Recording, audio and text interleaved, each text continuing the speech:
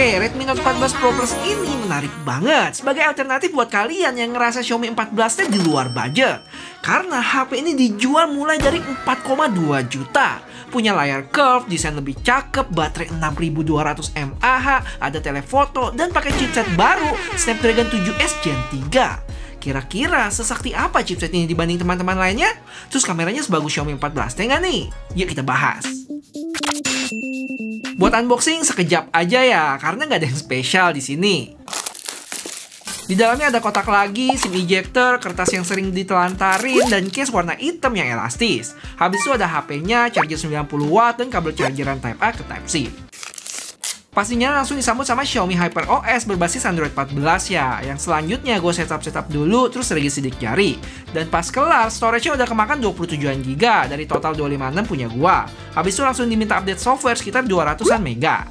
Nggak lupa, karena ini China version, kita mesti install Google Play Store dulu ya dari app bawaannya yang namanya Get Apps. Dan langsung nongol sendiri tuh Play Store-nya, terus tinggal update deh. Impresi awal gue tentang HP ini cakep banget dah. Terus tinggal dikasih strip BMW dikit, udah kayak HP iQOO. Cuma posisi kamera modulnya di tengah dia. Bentuk kamera modulnya juga bisa gue bilang penyempurnaan dari Xiaomi 14T series ya. Jadi kalau 14T itu kayak kompor 4 tungku, nah di HP ini versi kompor listriknya ya, yang flat ada penutup di atasnya tuh, lebih cakep. Di sekeliling kamera modul ini juga ada gerigi gitu ya, berasa lebih mewah aja. Untuk backnya dia lebih ke glossy, dan di dalamnya ada tekstur kayak pasir di pantai yang kena air, dengan material kaca Gorilla Glass 7i. Kalau framenya dari polikarbonat, yang di sebelah kanan ada volume dan power button, di sebelah kiri kosong, di atas ada mic, lubang speaker, dan satu lagi. Ini kayaknya cuma lubang biasa sih, bukan infrared. Karena infrarednya itu ada di dalam kamera modulnya ya, jadi dia dempetan sama flash di sini. Habis itu di bagian bawah ada lubang speaker, port Type-C, mic, dan dual SIM slot card yang nggak bisa tambah memori. Dan framenya ini dia agak melengkung gitu, jadi nggak bisa diberdiriin. Lanjut ke bagian depan yang punya layar lengkung 6,67 inch dengan bezel yang terlihat tipis. Karena kebantu layar lengkung tadi, dan feel genggam HP ini enak ya, karena ada lengkungan di sisi depan sama belakang dengan berat 210 gram dan tebal 8,7 mili. Lanjut kita ke spesifikasi yang penting-penting aja ya. Punya layar lengkung dengan ukuran 6,67 inch 1,5K dengan peak brightness 3000 nits dan perlindungan Gorilla Glass Victus 2. Nah, habis itu untuk performance-nya sendiri pakai chipset baru yaitu Snapdragon 7S Gen 3 yang dapat skor Antutu di 740 ribuan. Sampai sini kalian pasti banyak yang bingung karena penamaan chipset ini bervariasi banget. Ada Snapdragon 7 Gen 3 yang salah satunya dipakai sama Vivo V40 dan ada juga Snapdragon 7 Plus Gen 3 yang pernah gua review juga dan dipakai di Realme GT Neo 6 SE yang China version. Jadi urutannya itu secara Antutu paling atas dia ada Snapdragon 7 Plus Gen 3 dengan skor itu 1,4 juta. Habis itu cukup jauh di bawah Snapdragon 7 Gen 3 di sekitar 810 ribuan. Dan terakhir Redmi Note ini 7S Gen 3 di 740 ribuan. Terus kalau dibandingin sama temen-temennya yang lain, misalnya A55 dengan Exynos 1480-nya, dia ada di 710 ribuan ya. Dan versi sebelumnya, Snapdragon 7S Gen 3 di Realme 13 Pro Plus ada di 670 ribuan.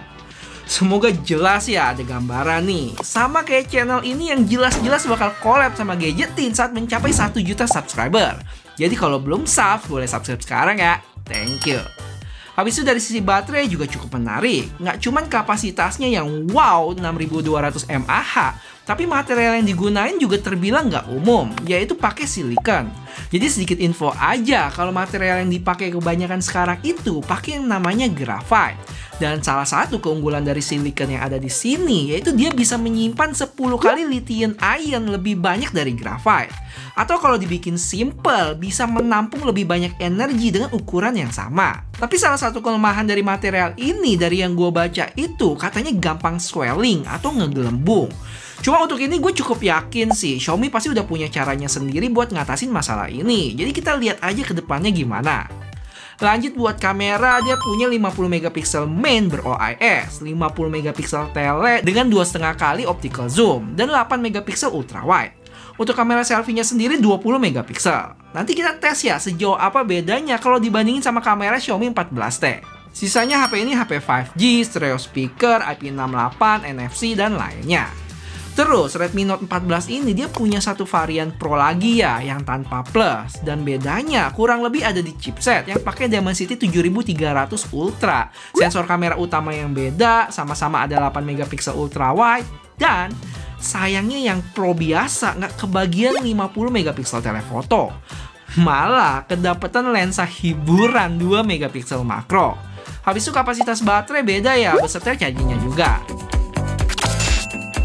Oke, sebelum kita tes gaming dan bandingin sama beberapa HP lainnya, mari kepoin kualitas kamera HP ini yang gue bandingin sama Xiaomi 14T. Yang terlihat warna kulit muka gue ini sedikit lebih cerah dan agak coklat di Redmi ya. Habis itu secara dynamic range mirip-mirip sih, beserta stabilisasi yang sama-sama baik. Untuk 1080p 60-nya juga sama-sama stabil, yang mana ini resolusi maksimal di Redmi, sedangkan Xiaomi bisa sampai 4K 30. Untuk video kamera belakang, sekarang zoom slidernya udah sama kayak Xiaomi ya. Dia fleksibel gitu, dimana kita bisa langsung pindah lensa ataupun di slide. Untuk kualitas, gue berasa Redmi sedikit lebih dicerahin, dan saturasinya juga lebih tinggi dikit. Sedangkan Xiaomi lebih mendekati natural sih. Tapi untuk ultrawide, sayangnya Redmi jadi lebih gelap dibanding Xiaomi yang konsisten antara wide dan ultrawide. Tapi yang di luar prediksi, tampaknya untuk urusan zoom Redmi lebih baik di sini. Gambarnya masih tajam dibanding Xiaomi. Terus untuk resolusi video di Redmi mentok sampai 4K 30, sedangkan Xiaomi bisa sampai 4K 60. Lanjut ke foto, yang mana Redmi ini punya banyak banget focal length, mulai dari 0,6 kali ultra wide, 1 dan 2 kali lensa wide, terus 2,5 kali yang mulai masuk ke telefoto, dan terakhir 5 kali. Untuk zoom mentoknya bisa sampai 30. Kalau buat sampel fotonya, secara warna Xiaomi lebih keluar ya, mungkin gara-gara gue pakai Leica Vibrant. Dengan kualitas foto zoom 20 kali yang tampaknya malah lebih baik di Xiaomi nih. Untuk selfie, Redmi punya jarak pandang yang luas banget, karena dia bisa sampai 0,8 kali yang luas ya, dan kalau dibandingin sama Xiaomi, skin tone Redmi lebih dicerahin. Kalau buat objek orang, menurut gue sama-sama bagus, tapi entah kenapa gue lebih suka hasil di 14T, yang berasa kayak lebih natural aja sih dalam hal skin tone dan tekstur muka. Cuma ya, gue ngerti sih, ini bukan perbandingan yang seimbang. Paling nggak kasih kalian gambaran beda antara 14T sama Redmi Note 14 Pro Plus. Lanjut, ini yang bikin penasaran, yaitu seberapa kuat HP ini ngelibas Genshin Impact highest 60 fps.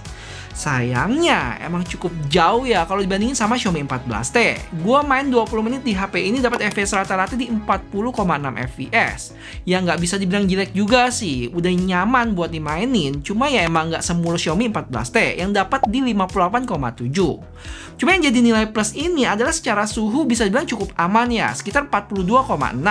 Dengan baterai yang berkurang cuma 7% aja. Dan ini termasuk dikit sih penurunannya, karena mungkin emang kapasitasnya yang gede juga sih. Dan kalau gue bandingin sama HP-HP lain sekelas kayak Vivo V40, Samsung A55, dan Realme 13 Pro Plus, Redmi Note 14 Pro Plus ini ada di urutan kedua setelah Vivo V40 yang dapat FPS rata-rata di 42,7. Di bawah Redmi ada A55 dengan 39,6 dan terakhir Realme 13 Pro Plus di 29,9. Cuman sedikit tambahan buat Realme, harusnya FPS-nya mungkin bisa lebih dari itu ya. Tapi entah kenapa Realme ngelimit itu supaya mungkin suhunya lebih terjaga dan awet baterai juga. Terlihat dari grafiknya yang rata di 30 fps. BTW guys, supaya usaha dan modal gue beli HP ini gak sia-sia, boleh bantuin gue bentar aja buat like video ini ya, bakal berarti banget. Thank you. Jadi HP ini punya 3 warna ya, ada hitam, putih, sama biru. Untuk variannya sendiri ada 3, dan kelupaan gue kasih tahu kalau untuk RAM 12GB dia pakai LPDDR4X dan RAM 16GB LPDDR5. Sedangkan UFS-nya untuk storage 256 pakai UFS 2.2, 512 itu pakai UFS 3.1. Agak rempong ya sampai dipisah-pisah gitu.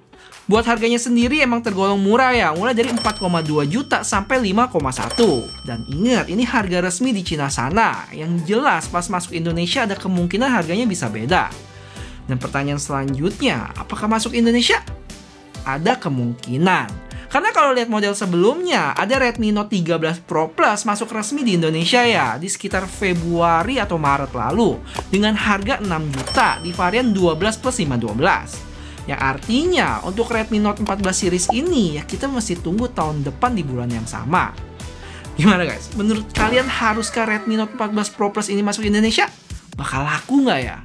Apa jangan-jangan malah jadi bahan dimendang-mendingin sama Xiaomi 14T?